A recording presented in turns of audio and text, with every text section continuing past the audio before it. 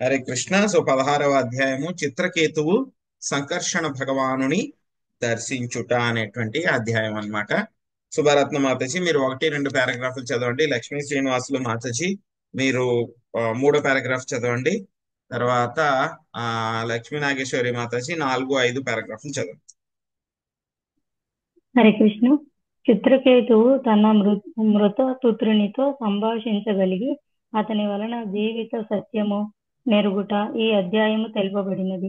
చిత్రకేతువు శాంతించినంతటా నారదముని అతన్ని మంత్రదీక్షనిచ్చెను. ఆ మంత్రజపముతో అతడు సంకర్షణ భగవానుని పాదపద్మాశ్రయమును పొందగలిగెను. జీవుడు శాశ్వతుడు కనుక అతనికి జనన మరణములు లేవు. నహన్యతే హన్యమానే శరీరే.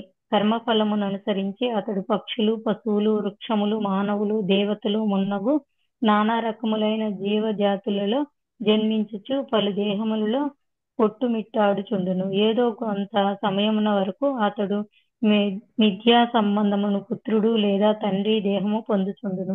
ఈ భౌతిక జగత్తులో బంధుమిత్రులతో లేదా శత్రువులతో మనకు గల సంబంధము ద్వైతపూర్ణమై ఉండి భ్రమ వలన మనకు సుఖ దుఃఖములను కలుగజేయును. నిజమునకు జీవుడు ఆత్మస్వరూపుడు భగవదంశ.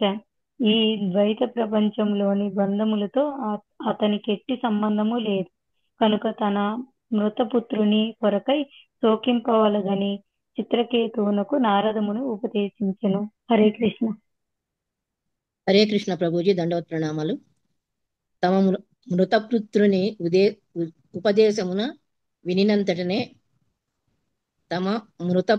ఉపదేశమున వినినంతటనే చిత్రకేతువు అతని భార్య ఈ జగత్తునందలి సంబంధములన్నీయును దుఃఖ కారణములే అని తెలుసుకొనగలిగిరి. కృతద్యుతి తనయునకు విషమిచ్చిన రాణులు కూడా మిగుల సిగ్గు చెందిరి. శిశుహత్య పాపమునకు ప్రాయశ్చితం చేసుకొని వారు పుత్రప్రాప్తి వాంఛను విడిచిరి.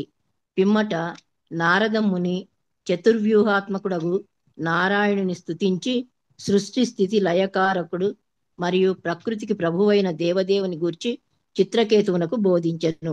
పిమ్మట అతడు బ్రహ్మలోకమునకు మరలిపోయెను. పరతత్వమును గూర్చిన ఈ ఉపదేశములు మహావిద్య అనబడును. నారదమునిచే ఉపదేశమునొందిన పిదప చిత్రకేతువు మహావిద్యను జపించి 1 వారము పిమ్మట కుమార చతుష్టయముతో పరివృత్తుడై ఉన్న సంకర్షణ భగవానుని గాంచగలిగెను. నీలాంబరధారియగు అతడు సువర్ణమయ కిరీటమును ఆభరణములను కలిగి ఉండెను. అతని ముఖము అతి ప్రసన్నముగా గోచరించుచుండెను. సంకర్షణునికి వందనములను అర్పించిన చిత్రకేతువు స్తోత్రము చేయనారంభించెను. హరే కృష్ణ ప్రభుజీ ధన్యవాదాలు. హరే కృష్ణ ప్రభుత్వం. అత్యంతరహితమైన సంఘర్షణ భగవానుని రోమకోపమునందు అనంత కోటి విశ్వములు నెలకొని ఉన్నవని చిత్రకేతు స్తుతించెను. అతని నిత్యత్వము భక్తులను సువిదితమై భగవద్వద్ పాసనకు దేవార్చనకు భేదమేమనగా భగవద్ పాసకుడు కూడా శాశ్వతుడగు చుండగా దేవతల వలన పొందిన వరములు మాత్రము తాత్కాలికమై ఉన్నవి. భక్తుడు కానిదే ఎవడును భగవంతుని అవగతము చేసుకొనజాలడు. చిత్రకేతు స్తోత్రము కావించిన పిమ్మట అనంత దేవుడు తనను గూర్చిన జ్ఞానమును అతనికి వివరించెను. హరే కృష్ణ ప్రభుజీ. Thank you. హరే కృష్ణ.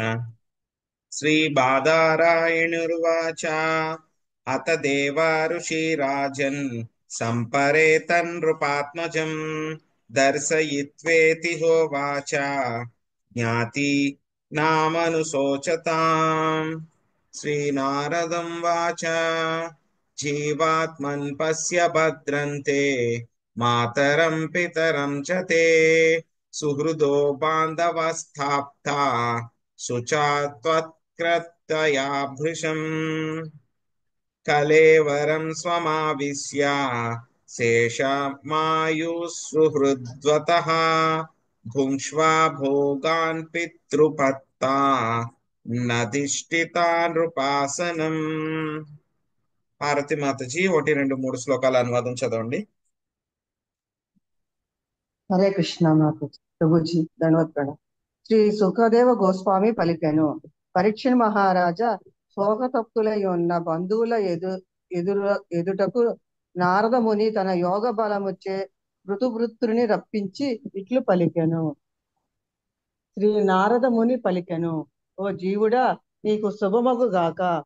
నీ తల్లిదండ్రులు ఒక మారు గాంచుము. నీవు మరణించినందున నీ బంధుమిత్రులు శోక విహ్వలురైనారు. అకాల మరణము వలన నీ జీవితము ఇంకనూ మిగిలి ఉన్నది కనుక నీ దేహమును తిరిగి ప్రవేశించి బంధుమిత్రులతో కలిసి మిగిలిన జీవితము అనుభవింపుము.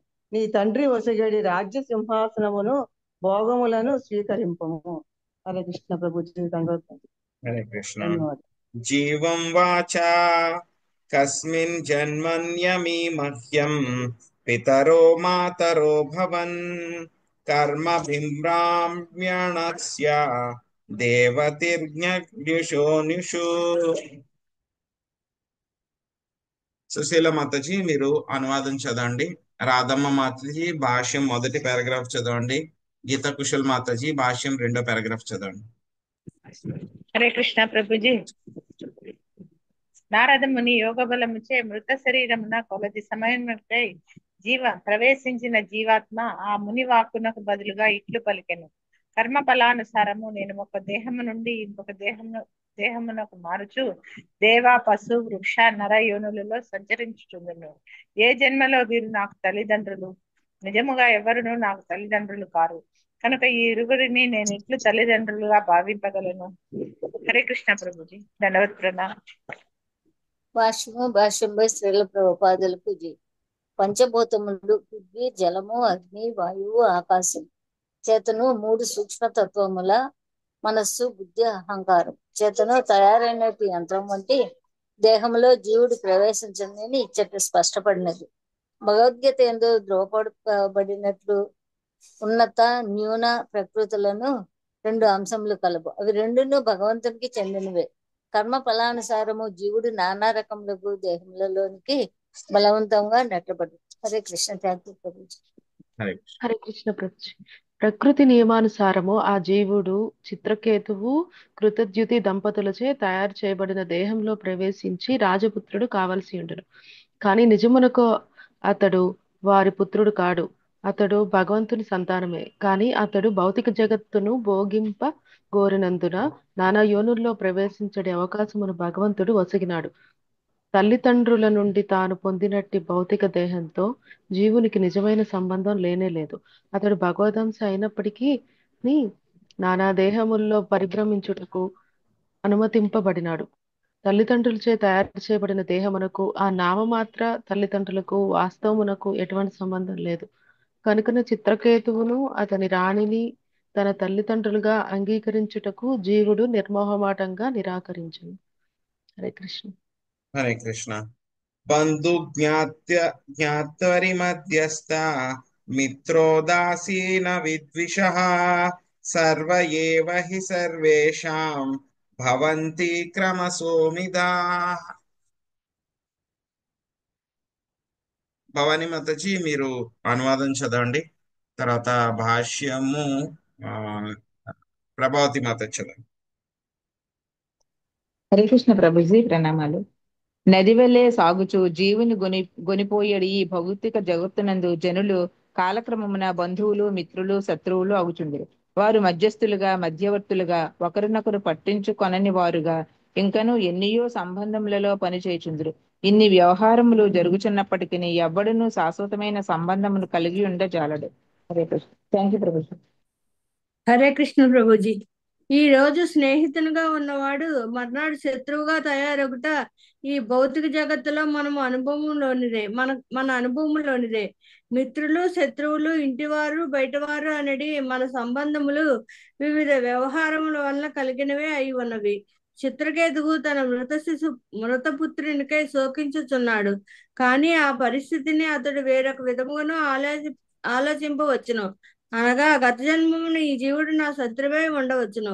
కనుకనే పుత్రునిగా ఉదయించి నాకు తీవ్రముకు దుఃఖమును శోకమును కలిగించుటకై అకాల మరణం చెందినాడు అని అతడు తలంపవచ్చును. మృతపుత్రుని తన పాత శత్రువుగా భావించి ఆ శత్రు మరణమునకు శోకించుటకు బదులు హర్షింపవచ్చును కదా. భగవద్గీత 3.27 ఎందు ప్రకృతే క్రియమాణాని గుణైకర్మాణి సర్వసహ అని తెలుపబడినట్టు నిజమునకు సమస్తము గుణ సంపర్కం వలనే కలుగుచున్నది. కనుకనే సత్వగుణ స్థితుడైనందున నేడు మిత్రునిగా నున్నవాడు రజస్తమో గుణముల వలన మర్నాడు శత్రువు కావచ్చును. ఆ రీతి ప్రకృతి గుణములను పనిచేయుచుండగా మోహవశమున మనము ఇతరులను వివిధ పరిస్థితుల్లోని వ్యవహారములను బట్టి మిత్రులుగా, శత్రువులుగా, పుత్రులుగా లేదా తండ్రులుగా భావించుచుందుము. హరే కృష్ణ. హరే కృష్ణ. సో ఆ యొక్క మంత్రాన్ని ఉపదేశించిన తర్వాత చెప్తున్నారు సుఖదేవ్ గోస్వామి ఏం చెప్తున్నారు.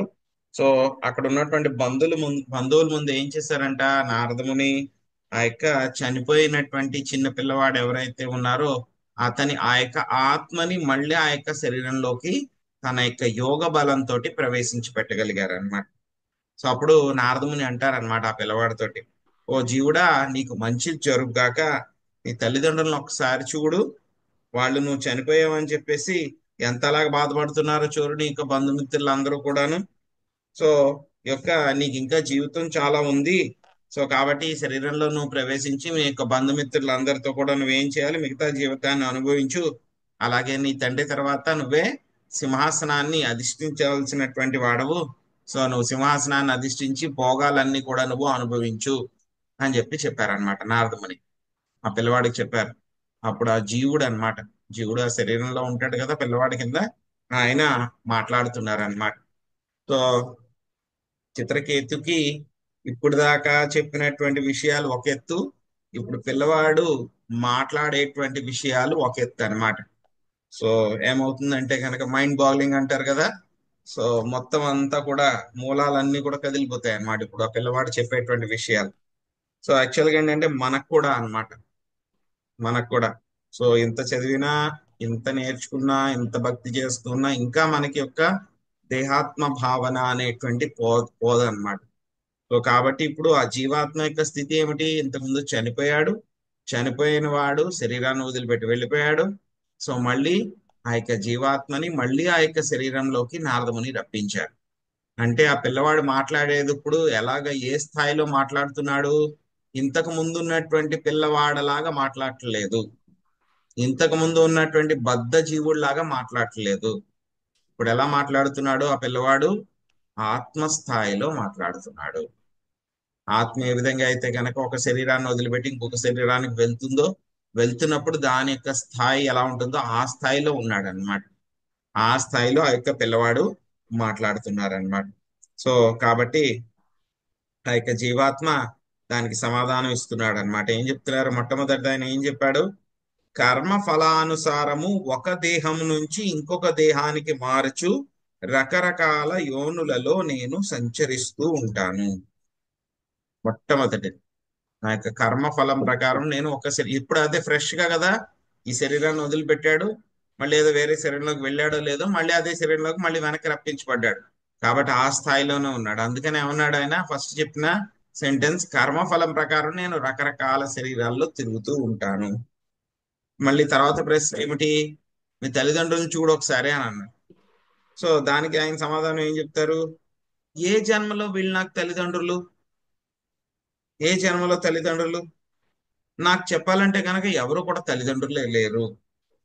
కాబట్టి నేను వీళ్ళిద్దరిని కూడా తల్లిదండ్రులు అని చెప్పేసి నేను ఎలాగ భావిస్తాను.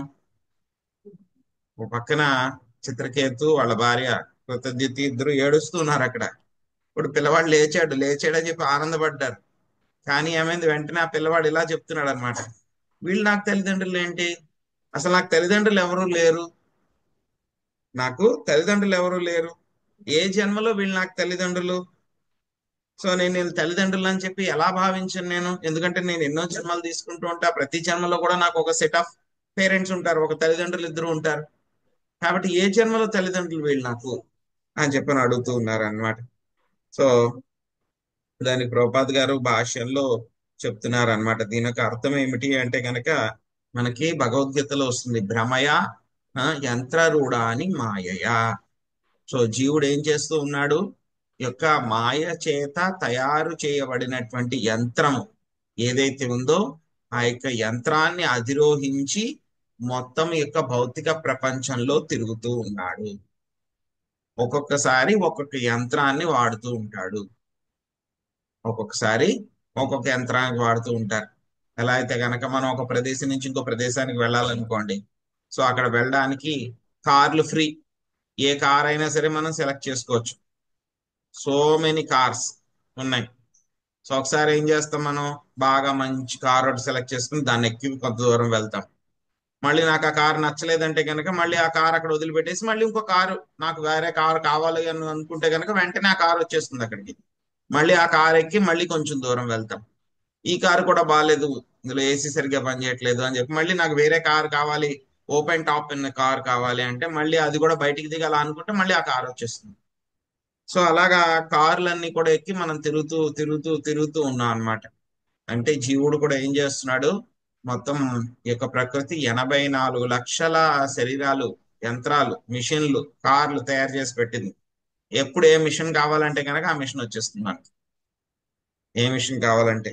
సో అదే ప్రభుపాదుల వారు ఇక్కడ చెప్తున్నారు, పంచభూతాల చేత 3 సూక్ష్మ తత్వాల చేత తయారు చేయబడినటువంటి యంత్రము వంటి దేహంలో జీవుడు ప్రవేశించును. భ్రమయా మొత్తం ప్రపంచమంతా తిరుగుతూ ఉన్నాడు ఆ యొక్క యంత్ర రూఢాని మాయ చేత తయారు చేయబడినటువంటి యంత్రంలో అన్నమాట.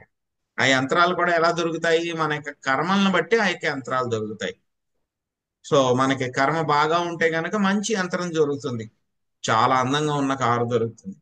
మన దగ్గర ఆ యొక్క కర్మ సరిగ్గా లేదనుకోండి, కర్మ ఫలాలు లేవనుకోండి, సైకిల్ దొరుకుతుంది అంతే, లేకపోతే ఎద్దుల బండి దొరుకుతుంది, లేకపోతే పాత కారు దొరుకుతుంది. మన కర్మ సరిగ్గా లేదు. కర్మ బాగా ఉంటే కనుక కొత్త కారు దొరుకుతుంది. అలాగే మనకు కూడా మంచి శరీరాలు దొరుకుతాయి కర్మ ఫలాలు బాగా ఉంటే. కర్మ ఫలాలు సరిగ్గా లేకపోతే కనుక ఏమవుతుంది, చాలా వికృతమైనటువంటి శరీరాలు, జంతు శరీరాలు, అదేవిధంగా రాక్షస శరీరాలు కూడా దొరుకుతూ ఉంటాయి అన్నమాట. లెక్క ప్రకారం ఏంటి, రాజపుత్రుడు కావాలి ఆ దేహంలో ప్రవేశించిన తర్వాత. కానీ ఏంటి, ఏం చెప్తున్నాడు, నేను భగవంతుడి యొక్క సంతానాన్ని. సో ఈ భౌతిక ప్రపంచంలో నేను ఎంజాయ్ చేయాలనుకున్నాను కాబట్టి భగవంతుడు నన్ను రకరకాల శరీరాల్లో ఉంచుతూ ఉన్నారు, నేను ఆ విధంగా తిరుగుతూ ఉన్నాను. సో కాబట్టి ఇప్పుడు నాకు ఈ యంత్రం వచ్చింది, ఈ యంత్రం ఎవరి వల్ల వచ్చిందో వాళ్ళని తల్లిదండ్రుల్లాగే అని అనుకుంటే కనుక వీళ్ళిద్దరు నేను తల్లిదండ్రుల్లాగా అంగీకరించాలి. కానీ నాకు నిజమైన తల్లిదండ్రులు వీళ్ళు కాదు, కాబట్టి నేను ఇద్దరిని కూడా తల్లిదండ్రుల కింద నేను అంగీకరించను అని చెప్తూ ఉన్నాడు అనమాట. ఇంకేం చెప్తున్నాడు, ఈ యొక్క నదిలో మనకి నీళ్లు వెళ్తూ ఉంటాయి, వెళ్తూ ఉన్నప్పుడు ఏమైపోతుంది, అలాగా అన్ని కూడా వస్తూ ఉంటాయి, కొన్ని కలుస్తూ ఉంటాయి, కొన్ని విడిపోతూ ఉంటాయి అన్నమాట. అలాగే బంధువులు, మిత్రులు, స్నేహితులు అవుతూ ఉంటారు ఈ యొక్క జీవన కాలక్రమంలో అన్నమాట. సో కొంతమంది ఏమవుతారు, ఒక్కొక్కసారి మనకి స్నేహితులు అవుతారు, ఒక్కొక్కసారి బంధువులు అవుతారు, ఒక్కొక్కసారి మధ్యవర్తులు అవుతారు, ఒక్కొక్కసారి మర్యాదస్తుల కింద ఉంటారు, ఒక్కొక్కసారి ఏమవుతుంది మనం పట్టించుకునేటువంటి వాళ్ళ కింద ఉంటారు. అలా రకరకాల సంబంధాల్లో ఉంటారన్నమాట అందరూ కూడా.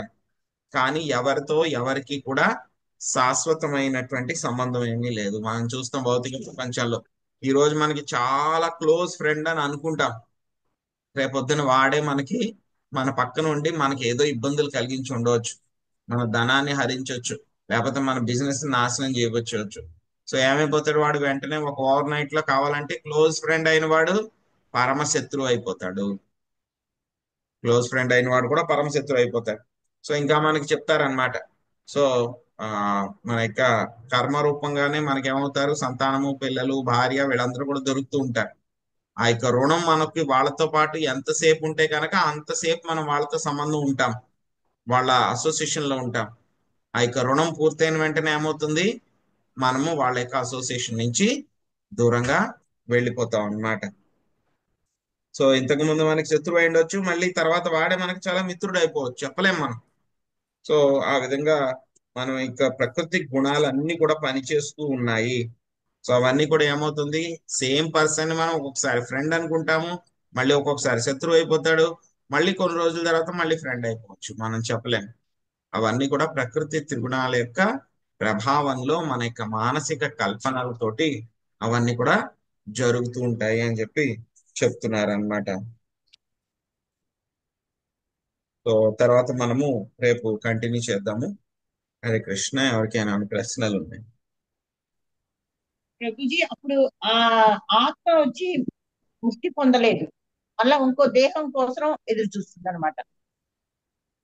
ఆత్మ ఇంకా అక్కడే ఉంది భౌతిక ప్రపంచంలో, ఇంకా బయటికి వెళ్ళలేదు కదా. ఆత్మను మళ్ళీ ఆ యొక్క శరీరంలో ప్రవేశించి మాట్లాడేలాగా చేశారనమాట నారదుడు. అవును అవును అవును చేశారు. ఇప్పుడు ఆ ఆత్మ నాకు తల్లిదండ్రులు ఎవరు అన్నట్టు మాట్లాడేసరికి అంటే ఇంకో దేహం కోసం ఎదురు చూస్తుంది. ఇంకో దేహంలో వెళ్ళడానికి ఎదురు చూస్తూ ఉంది. నారదముని చెప్పడం తోటి మళ్ళీ వెనక్కి వచ్చింది, ఆత్మని వెనక్కి తీసుకురాగలిగారు. ఆత్మని వెనక్కి తీసుకురాగలిగారు. అదే శరీరంలో ఎంటర్ అయింది. ఆ శరీరంలో అక్కడ ఇంతకు ముందు ఏవైతే ఇన్స్ట్రుమెంట్స్ ఉన్నాయి కదా, వాటిని అన్నిటిని కూడా ఉపయోగించుకుని మాట్లాడగలిగారు అనమాట. ఇప్పుడు ఆ పిల్లవాడు ఇదివరకు చిన్న పిల్లవాడిలాగా మాట్లాడలేదు, కొత్తగా ఆ శరీరంలోకి ఆత్మ స్థాయిలో మాట్లాడుతూ ఉన్నాడు అనమాట. ఎందుకంటే వాడి కాన్షియస్నెస్ అదే ఉంది కదా, ఇంతకు ముందు నేను ఇది సెలెక్ట్ చేసుకున్నాను, ఇప్పుడు నేను ఏది సెలెక్ట్ చేసుకోవాలి, సో ప్రకృతి నన్ను ఫోర్స్ చేస్తుంది, ఆ స్థాయిలో ఉన్నాడు కాబట్టి ఆ స్థాయిలోనే మాట్లాడు.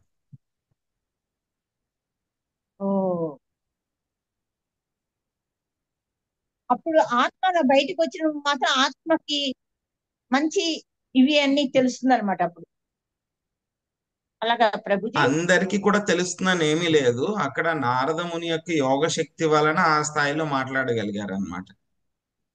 సో ప్రతి ఒక్కళ్ళు కూడా శరీరంలోంచి బయటకు వస్తే గనక ఆ స్థాయిలో ఉంటారని కాదు. సో అక్కడ నారదముని యొక్క కృప వలన, దయ వలన కొంచెం ఆ యొక్క మనసు కంట్రోల్ నుంచి కూడా బయటకు వచ్చి ఆయన అలా మాట్లాడగలిగారు అనమాట.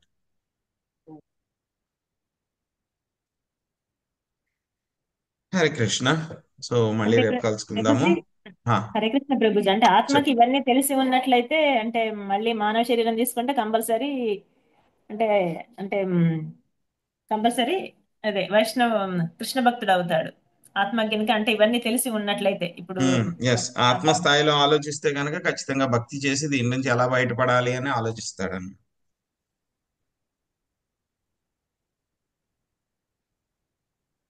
అంటే మనుషులు అంటే వేరే జన్మ తీసుకున్నప్పుడు అతని అంటే ఆత్మ మర్చిపోద్ది అన్నట్ల ప్రభుజీ ఎట్లా తీసుకోవాలి? మనం మర్చిపోతున్నాం కదా, మనం కృష్ణుడిని మర్చిపోయాం. మన యొక్క నిజమైనటువంటి స్థితి ఏమిటి అనేది మర్చిపోయాం. మనం అందరం కూడా ఎందులో ఉన్నాం? అవిద్యలో ఉన్నాం, ఇగ్నోరెన్స్, అవిద్యలో ఉన్నాం. అవిద్యలో ఉండడం వల్ల ఏమైంది?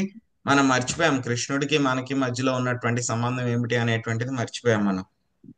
సో ఎందుకంటే కనుక మనకు అందరికి కూడా మరుపు, జ్ఞాపక శక్తి అంతా కూడా ఇచ్చేది ఆయనే. సో భగవంతుడు ఆయనే ఇచ్చేది అనమాట. సో కాబట్టి ఆయన అవిద్యలో ఉంచబడ్డాం మనం అందరం కూడా. సో ఎప్పుడైతే కనుక మనం భక్తి చేస్తామో ఏమవుతుంది? ఆ యొక్క అవిద్య అనేటువంటిది నాశనం అయిపోతుంది. సో అందుకే మనకి ఆచార్యులు చెప్తారు కదా, మనకి సంబంధ, అభిధేయ, ప్రయోజన. సో సంబంధ అంటే కనుక మనకి కృష్ణుడికి మధ్యలో ఉన్నటువంటి సంబంధం ఏమిటి అని చెప్పి తెలుసుకోవడము. ప్రయోజన అంటే కనుక సంబంధం మనము తిరిగి పునఃస్థాపించుకుంటే కనుక నాకు ఏమొస్తుంది అని చెప్పి తెలుసుకోవడం, అది ప్రయోజనము అంటే లాభము. ఆ మధ్యలో ఉండాల్సింది ఏంటి? మొదటి సంబంధం తెలుసుకోవడము, ప్రయోజనం ఏంటో తెలుసుకున్నాం కాబట్టి మధ్యలో ఆ యొక్క సంబంధాన్ని తిరిగి పునఃస్థాపించుకోవడానికి మనం చేసేటువంటి ప్రయత్నమే అభిధేయ. అభిధేయ అంటే కనుక మనం చేసేటువంటి భక్తి, ఇదంతా కూడా ప్రాక్టీస్ ఏదైతే ఉందో అదంతా కూడా అభిధేయ. సంబంధ, అభిధేయ, ప్రయోజనం, ఇవంతా కూడా కలిపితే ఏంటి? మొత్తం అంతా కూడా ఇది భక్తి అన్నమాట. మొత్తం అందులోనే మొత్తం భక్తి అంతా. హరే కృష్ణ ప్రభుజీ. చెప్పండి. స్వామిని బాదరాయణ అని ఎందుకంటారు ప్రభుజీ?